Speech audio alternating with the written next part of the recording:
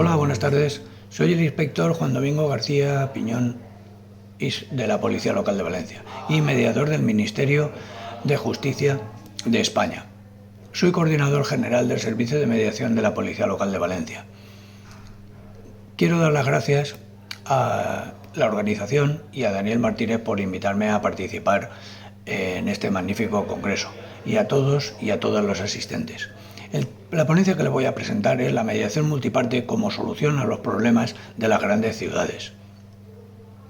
La mediación multiparte no es más que una variante de la mediación, pero con un grado superior de complejidad. Es una herramienta que perfectamente se puede adaptar a la policía de proximidad, con el fin de resolver los conflictos más graves que en el siglo XXI presentan las grandes ciudades del mundo.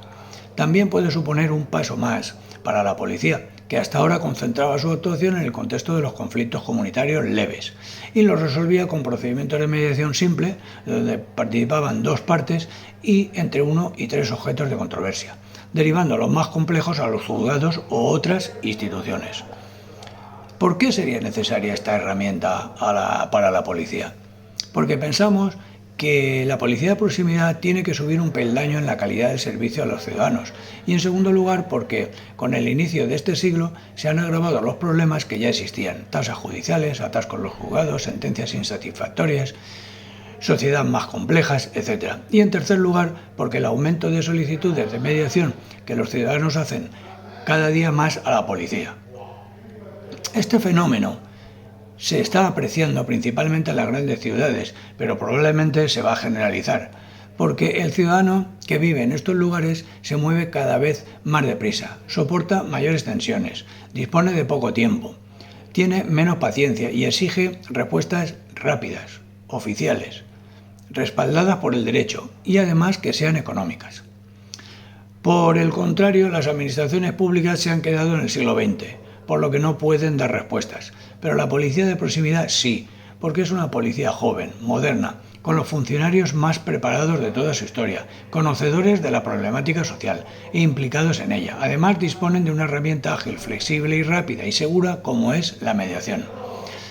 Creo que tenemos que afrontar este reto tan importante que se presenta, y lo tenemos que hacer sin complejos, porque podemos, estamos preparados, somos los más próximos y los que mayor porcentaje de acuerdos positivos conseguimos. No nos debe preocupar el fracaso. Pensemos que el que fracasa es el que tiene miedo al futuro o busca la vía fácil, acomodarse y no cambiar nada. En cuanto a la definición, podemos decir que es un proceso de comunicación entre 3 o más partes, que permite abordar tantos objetos de controversia se presenten, posibilitando la creación de nuevas pautas de interacción, que permita a cada una de ellas salir de sí misma y encontrar conjuntamente nuevas formas de llegar a acuerdos o soluciones satisfactorias para todos. Los elementos más importantes a tener en cuenta en mediación multiparte son la relación entre las partes. En mediación multiparte, la intensidad de la relación es muy diferente. Por lo general suele ser débil, a veces deteriorada y en otras ocasiones escasa o nula. Las partes acuden a mediación para solucionar un problema que tienen en común, pero si no conseguimos ubicar adecuadamente el aspecto relacional y la interdependencia entre ellas, no podremos avanzar en el proceso. Se precisa que se dé una legitimación de cada una de las partes, de tal forma que queden legitimadas entre sí. Es conveniente tener conocimientos de dinámica de grupos. Otra cosa a tener en cuenta es que al haber varias partes es muy probable que haya una o más que sean vulnerables, por lo que habrá que empoderarlas para alcanzar un plano de igualdad entre ellas. En segundo lugar, los roles de las partes. Como estamos ante un grupo de personas, significa que las partes pueden asumir distintos roles a lo largo del proceso: activos, no activos, cooperadores, boicoteadores, desconfiados, conciliadores, hipercríticos, y a lo mejor hasta surge un líder. Se deben manejar simultáneamente todos estos aspectos y estar atentos para neutralizar cualquier actitud que incida negativamente en el proceso. Es necesario reubicar roles de forma que todas las partes desarrollen actitudes que permitan construir conjuntamente sus propias soluciones.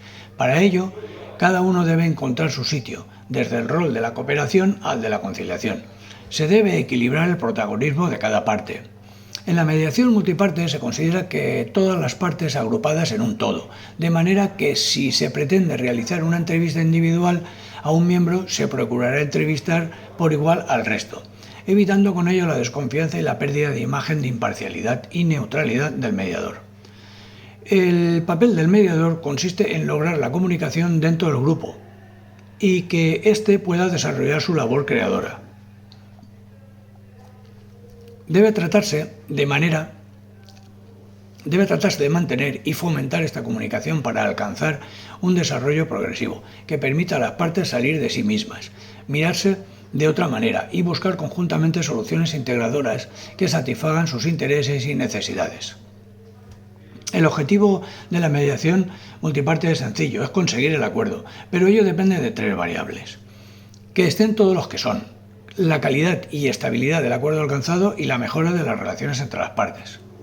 En cuarto lugar tenemos los pilares de la mediación multiparte. ¿Y cuáles son? Primero, seguir el decálogo de la mediación. Yo tengo uno publicado en internet que lleva mi nombre. Tener una herramienta de diagnosis para que nos diga en qué fase del conflicto estamos y las pautas a seguir. En tercer lugar, un protocolo de actuación policial. En cuarto lugar, un método de mediación policial. Yo tengo el mío propio, también publicado en internet, que se llama El método de los 10 pasos de Juan Piñón. Y por último, conocer las estrategias y técnicas propias de la mediación multiparte. Para ello, voy a empezar por las estrategias. Y vamos a diferenciar las del mediador y las de las partes. Las del mediador tiene que ser inteligente, regirse por el principio de intervención mínima, pero saber cuándo debe intervenir. Pero cuidado con el mediador que va de listo, que interviene siempre, aunque no tenga ni idea de qué hacer o qué decir. Sin embargo, el mediador inteligente, cuando no sabe qué hacer, hace una pausa, busca más información y elige el momento adecuado para intervenir. Mientras tanto, juega con los silencios. Independientemente del estilo de mediador de que se tenga, facilitador o evaluador, como en toda mediación, es conveniente dominar determinadas estrategias. Porque si nos lanzamos a mediar sin los conocimientos adecuados, es muy probable que fracase la mediación. Estrategias hay varias, yo voy a exponer las que a mí me resultan más útiles. En primer lugar, identificar todas las partes. Esto es importante. El acuerdo estará incompleto y se puede ir al traste si no están todos los que deben estar. Los atajos y la ley del mínimo esfuerzo no sirven en mediación. Dejar fuera las partes importantes supone un acuerdo incompleto, que probablemente habrá que volver a mediar en un futuro, pero entonces será más difícil. En segundo lugar, unificar pretensiones.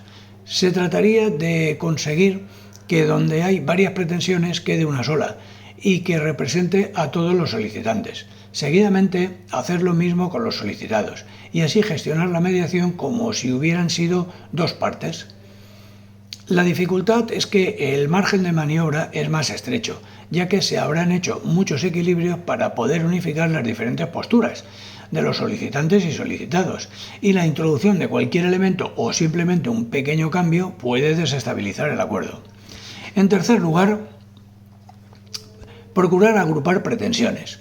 Se tratará de ver qué posturas son similares o están próximas y mediante la reformulación conseguir que las posturas de los solicitantes y los solicitados se reagrupen en 2 o 3 máximo. La dificultad de esta estrategia es que el acuerdo tiene que recoger elementos importantes de todas las pretensiones que hemos ido reformulando. En cuarto lugar, reducción de las partes. Consiste en investigar qué partes no pueden aportar nada o son tóxicas para el acuerdo, por incapacidad mental, física, legal, con poca trascendencia en el conflicto o con interés en que éste fracase. La dificultad de esta estrategia es acertar en la elección de las personas que mejor representan los intereses del grupo, ya que si nos equivocamos el conflicto se puede reproducir. En quinto lugar, los acuerdos bilaterales. Se utiliza cuando las estrategias anteriores fallan y el mediador llega a la conclusión de que las pretensiones son tan dispares y contrarias unas de otras que va a ser imposible reunificar. La estrategia consiste en realizar varios acuerdos, uno por cada pretensión. La dificultad de esta estrategia es que al haber tantas pretensiones es difícil atenderlas todas, pero se puede conseguir. En sexto lugar, separar conflictos sin conexión. Es frecuente que en la mediación multiparte nos encontremos con varios conflictos. La mayoría van a ser conexos, pero puede darse el caso que haya alguno que no tenga nada que ver con las partes identificadas en el conflicto. En este caso, dejarlo fuera. Pasamos a las partes. Las estrategias de las partes principalmente son dos: las alianzas y las coaliciones. Estas son dos caras de la misma moneda. La positiva serían las alianzas, que son el interés compartido por dos o más miembros del conflicto. Esta se puede parecer a la reducción de pretensiones anteriormente vista, pero hay una diferencia. Las alianzas surgen de forma espontánea entre alguna de las partes, pero el mediador, si ve que son positivas, puede avanzar, porque al dejarlas continuar, mientras que la reducción de pretensiones es buscada y provocada por el propio mediador. Las coaliciones podríamos decir que es la parte negativa. Se refieren a la unión de dos o más miembros del conflicto con acuerdos mutuos que les benefician frente a un tercero. Esta situación es más difícil de manejar porque se crean subsistemas enfrentados a otros dentro del mismo sistema. En sexto lugar, vamos a apuntar las técnicas apropiadas para la mediación multiparte. En primer lugar, quiero hacerles ver con una novedad, que es el concepto de multiparcialidad.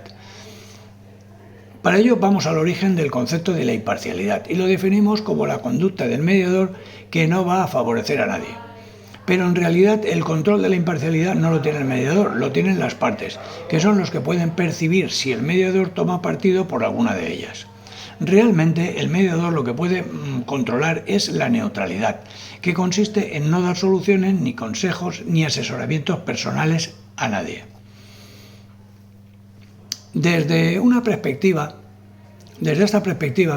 se ha pensado que el concepto de multiparcialidad, que consiste en el que el mediador intenta ir a favor de todos para generar un proceso de mutua confianza y satisfacción, y ello se logra a través de alianzas operativas entre el mediador y las partes, siempre por separado, que le permitan desarrollar un proceso de involucramiento empático, equilibrado, de tal manera que ambas se sientan igualmente escuchadas. Esto es un concepto del gran maestro Antonio Tula. En segundo lugar, el equipo reflexivo, creado por Tom Andersen. Es una técnica apropiada para problemas enquistados, multiparte o familiares, con grandes lazos emocionales, ya que permite compartir experiencias de forma que cada parte recibe de la otra diferente forma de ver la realidad. Estos intercambios hacen que el proceso sea cambiante y sucesivo. El objetivo consiste en que una vez que las partes han dialogado sobre el problema, se les pide que guarden silencio. Y es el equipo reflexivo quienes comienzan a dialogar y reflexionar entre ellos sobre lo que han oído, con el fin de crear distintas perspectivas para que las partes se abran a nuevas vías de entendimiento. Y de este modo emergen nuevas alternativas con las que no contaban para afrontar su conflicto. En tercer lugar, la campana de vidrio. Es una técnica fácil y muy útil. Consiste en remarcar una propuesta importante que haga cualquiera de las partes, una vez aceptada por todas ellas y al menos por las más directamente afectadas. El mediador remarca que la propuesta soluciona el problema y ya no se debe volver a cuestionar, puesto que ya hay una solución mutuamente aceptada. En cuarto lugar, el texto único. Consiste en recoger las propuestas de cada parte por separado y ponerlas en un solo documento. Primero propondremos aquellas que son iguales o similares, seguidamente se proponen aquellas que el mediador cree que las posturas están más próximas y en último lugar las que menos posibilidades tengan. Seguidamente se entrega este documento a las partes de tal forma que una vez lo hayan estudiado y se hayan conseguido los primeros acuerdos, el clima habrá cambiado y será el momento de afrontar con cierta garantía las más difíciles. En quinto lugar, refundir las propuestas. Consiste en recoger las posturas o propuestas que en principio parecen contrarias y refundirlas para que converjan en una sola, aplicando la técnica de la reformulación, de tal forma que lo resultante sea al menos parezca una propuesta común que todos aceptan, porque tienen contenidos de todos y estos son compatibles. En sexto lugar, la gestión de las propuestas transmisibles. se recopila la información posible de una parte y allegados, manteniéndola confidencialmente. Hacer lo mismo con las otras partes. Mediante las técnicas de mediación, conseguir que alguien proponga una propuesta que recoja parte de las pretensiones de todas las demás e inmediatamente anclarla. La idea es que las partes crean que la propuesta buena la han aportado cada uno de ellos. Con esto conseguimos un mayor cumplimiento del acuerdo. Y en séptimo lugar, la pregunta milagro.